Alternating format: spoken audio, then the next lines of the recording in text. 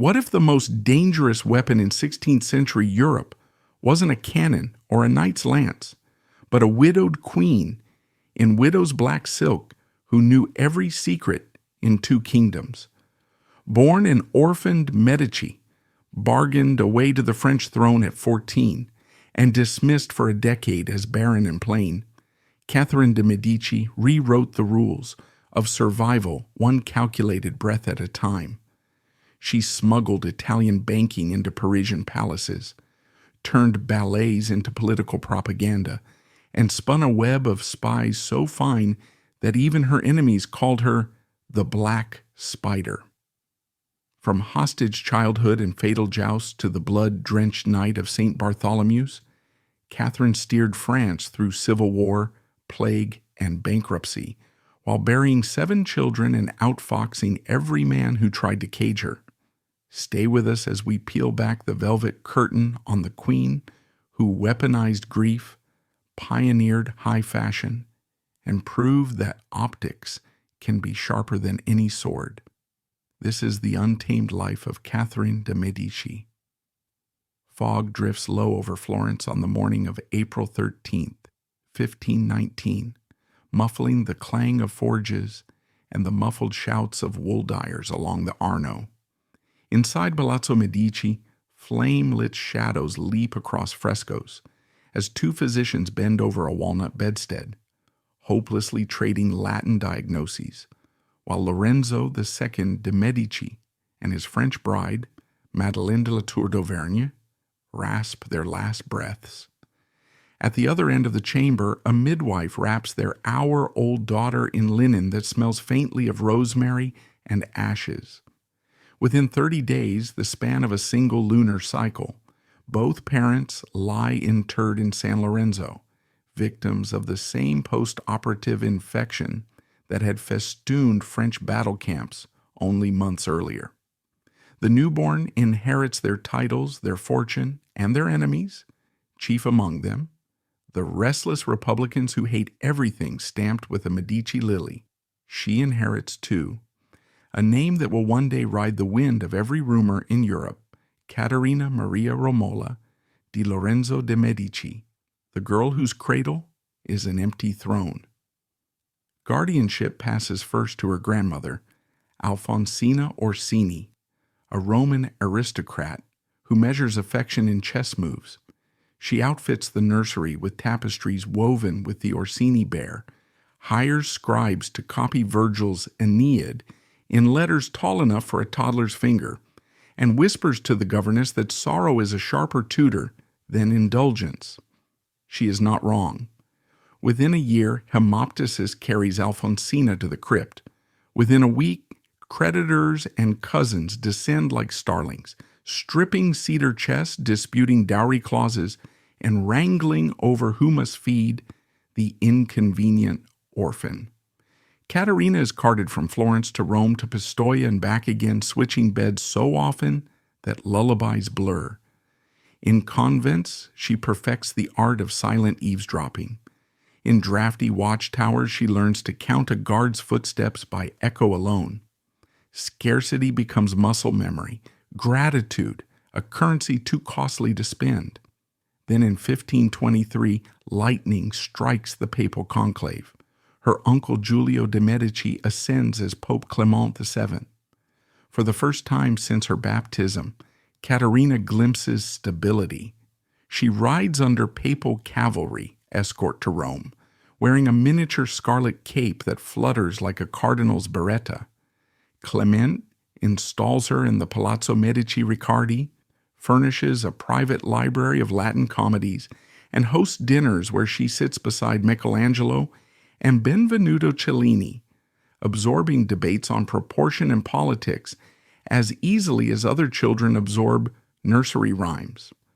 At 11, she can decline Latin adjectives, sketch a Tuscan rose in ink, and recite from memory every Medici marriage contract for 3 generations, because she understands instinctively that knowledge carried internally cannot be confiscated at sword point. On May 6, 1527, imperial troops breach Rome's walls, unleashing the sack that even Lutherans later call God's own rebuke. Clement barricades himself in Castel Sant'Angelo. Republican exiles in Florence overthrow Medici rule and declare a reborn republic. To rattle the pontiff, they seize his niece, now 13, and incarcerate her in a chain of fortified convents, ringing the city. One sermonizing colonel suggests staking her to the battlements as living bait. Another, more imaginative, proposes surrendering her to mercenaries as a form of moral instruction. In the end, they choose containment.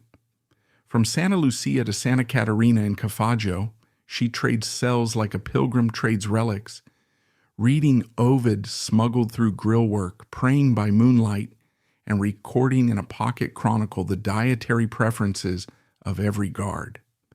Decades later, she will claim these convent years were the gentlest season my soul ever knew, not because they were easy, but because predictability, even in captivity, was a balm rarer than frankincense.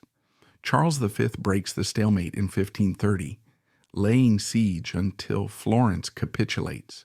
Clement, restored to pontifical majesty, rescues his traumatized niece, then immediately commodifies her value on Europe's matrimonial stock exchange.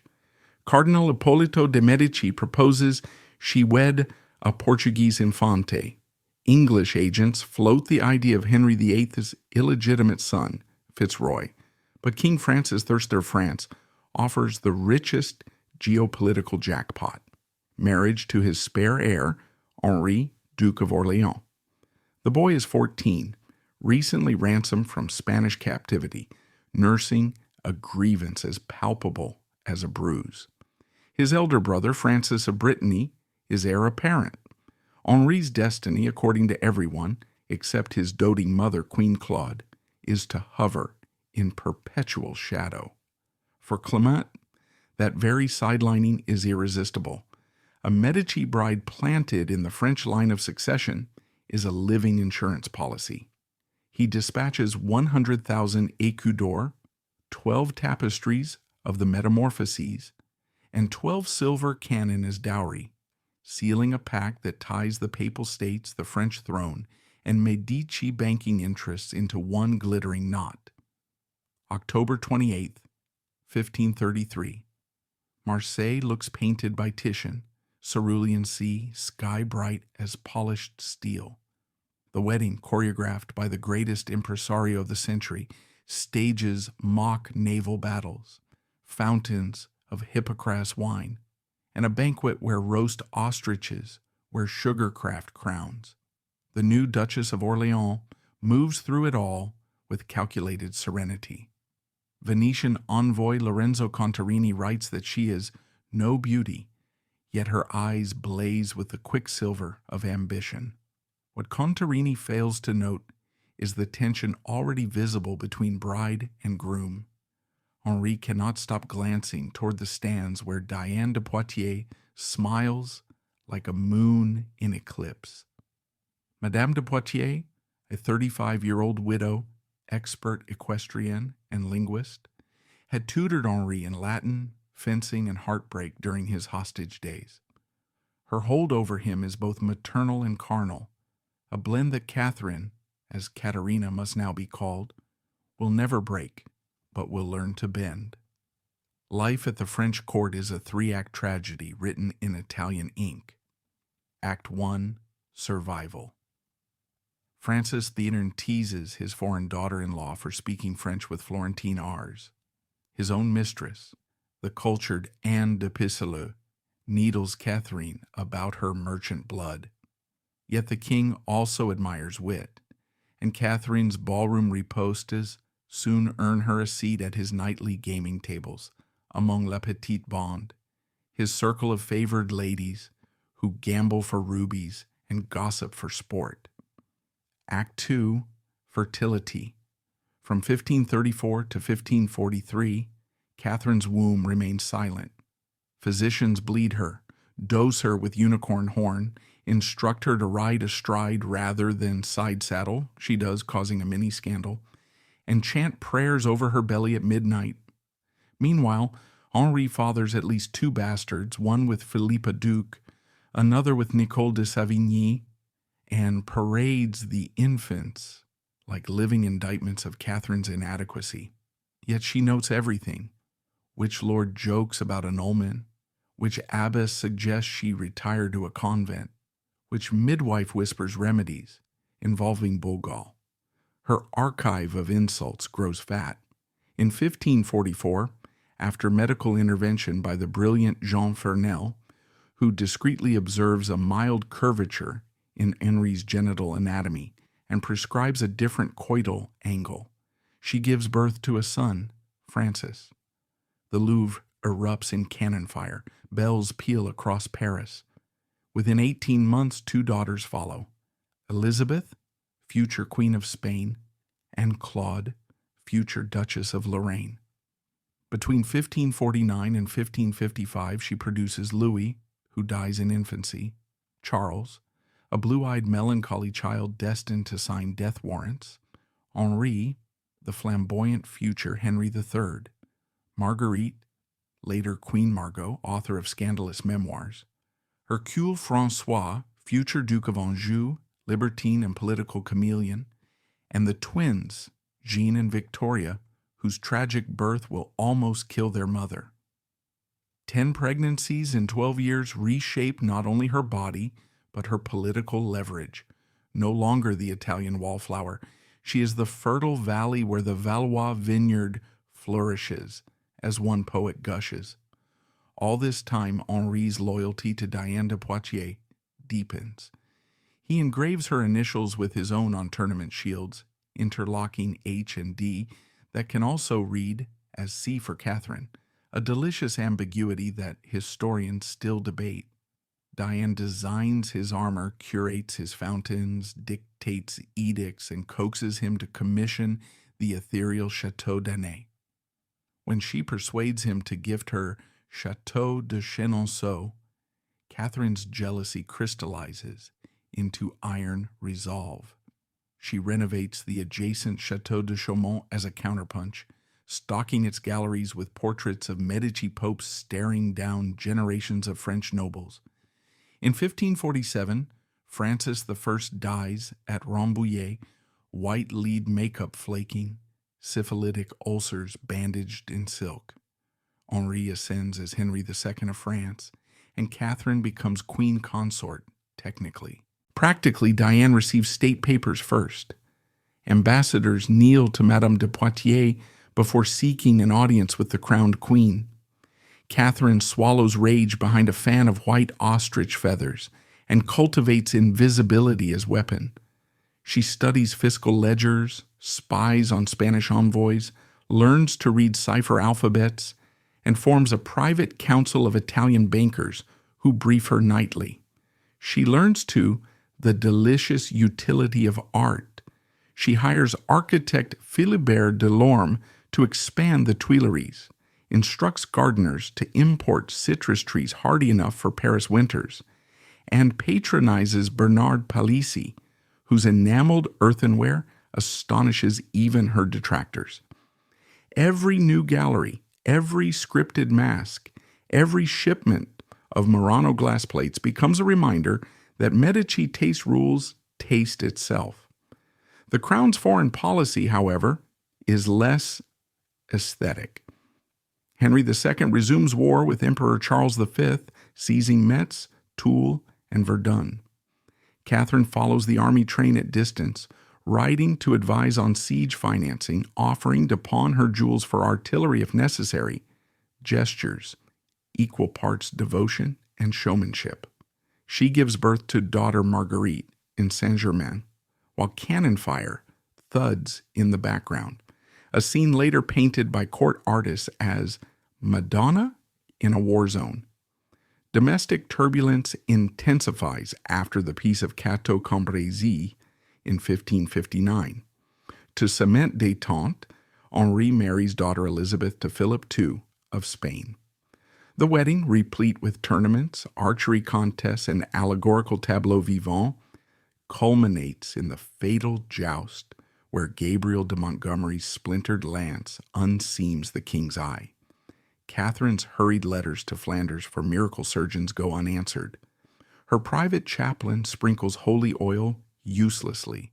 Henry dies whispering Diane's name. Catherine responds by expelling Diane from court, reclaiming Chenonceau, and forcing her to swap it for the more austere Chaumont. She commandeers Henry's signet ring, signifying the shift of authority as blatantly as if she'd hung a banner declaring, "The Queen reigns now." Her widowhood coincides with the ascent of her frail eldest, Francis II, married to Mary Stuart, whose Guy's uncles promptly dominate the throne. The Conspiracy of Amboise, March 1560, an attempted Huguenot coup to kidnap the king, catapults Catherine into a harrowing calculus. Side with the ultra-Catholic Guise faction and stamp out heresy, or court moderate Bourbon to preserve balance? She chooses equilibrium. She installs Michel de l'Hôpital as chancellor, a humanist determined to craft edicts offering limited Protestant worship. Short of money, she calls the Estates General at Orléans, the first such assembly in 76 years, subtly reminding nobles that a monarchy without funds is a farmer without soil. Francis II's sudden death that December, likely mastoiditis turning septic, hands her an even younger son, Charles IX, and formal regency. She is 38, France is bankrupt, and sectarian fires rage from Normandy to Languedoc. She tries carrot. The 1562 Edict of Saint-Germain legalizes Protestant services outside city walls, granting them fortified towns as surety. She tries stick when the Duke of Guise massacres worshippers at Vassy. She threatens to imprison him, then recoils when half the Catholic aristocracy arms in his defense. She invents pageantry as aspirin, the Grand Tour of 1564-66, a logistical leviathan encompassing 25 provinces, 2,400 wagons, and daily spectacles where mechanical dragons spew perfumed water and allegorical virtues kneel before Charles. The tour's secret aim is obvious: to show a boy king alive, healthy, and Catholic, leaning enough to placate Rome. Yet Protestant pamphleteers still depict Catherine as a Jezebel, sprinkling witchcraft dust on French soil. Her children's marriages double as strategic chess. Elizabeth is already Queen of Spain. Claude unites France with Lorraine. Marguerite's 1572 wedding to Henry of Navarre, the leading Protestant prince, promises, on paper, to heal the kingdom. The week-long fête costs 3 million livres and includes 1,200 Swiss guards, 10,000 bouquets, and a grandstand where Catherine sits with Charles to watch naval pageants on the Seine. Beneath the bunting, paranoia simmers. Admiral Gaspard de Coligny, Navarre's mentor, pushes Charles toward war with Catholic Spain. The Guise faction plots revenge. When an assassin wounds Coligny 2 days after the wedding, Catherine visits him publicly, promises justice, and retires to conference chambers, lit only by tapers. Chambers where, according to some eyewitnesses, she and Charles sign warrants that will birth the St Bartholomew's Day massacre. Whether she masterminded or merely sanctioned the killings remains debated. But at dawn, August 24th, church bells at Saint-Germain, l'Auxerrois toll, blades flash, and Paris floods red. Catherine paces galleries, issuing orders for city gates to remain shut, ostensibly to prevent revenge squads entering, effectively to keep Protestants from fleeing. Charles's psyche fractures irreparably afterward. He composes hunting songs 1 hour, collapses in bloody coughing fits the next, claims specters of slaughtered Huguenots scratch at his window panes, and accuses his mother of orchestrating his doom. She answers by burning his bloody linens in public courtyards to stem gossip about poisoning. In May 1574, he dies. Physicians dissect blackened lungs, that smell of rot and rosewater. Summoning Henry III from the Polish throne is Catherine's last triumphant conjuration. He arrives cloaked in ermine, preceded by rumors of cross-dressing, piety, and sadistic penances. Initially, she rejoices. Here is a son who converses in Tuscan, collects cameos, and values her counsel. Then fissures appear. He forms the Catholic League's nemesis by favoring royalist moderates, yet alienates Paris by taxing feast days and sporting pearl eardrops. When the Estates General at Blois in 1576 demands abolition of her financial ordinances, he caves, prompting Catherine to defy gout and gallop south to rally provincial governors on her own authority, a 70-mile ride that leaves 3 couriers dead of exhaustion. Her youngest living son, François d'Anjou, complicates matters further. Charming, bisexual, riddled with debts, he woos Elizabeth of England with sonnets and parades through Antwerp crowned with Dutch tulips, then dies of what physicians deem putrid fever in 1584, extinguishing Valois male succession. Catherine scrambles to finalize a treaty recognizing Henry of Navarre, now Henry IV, as next heir, provided he convert. The Catholic League explodes, branding her a heresiarch. She attends the 1587 siege of Chartres in a litter, shielding herself from cannon smoke with parchment drafts of yet another toleration edict. December 23, 1588. Blood seeps through the oak beams of Chateau de Blois, dripping into the Queen Mother's sick room as Duke Henri de Guise and his brother the Cardinal fall to royal daggers upstairs. Henry III bursts in, face chalky, hair clotted with sweat.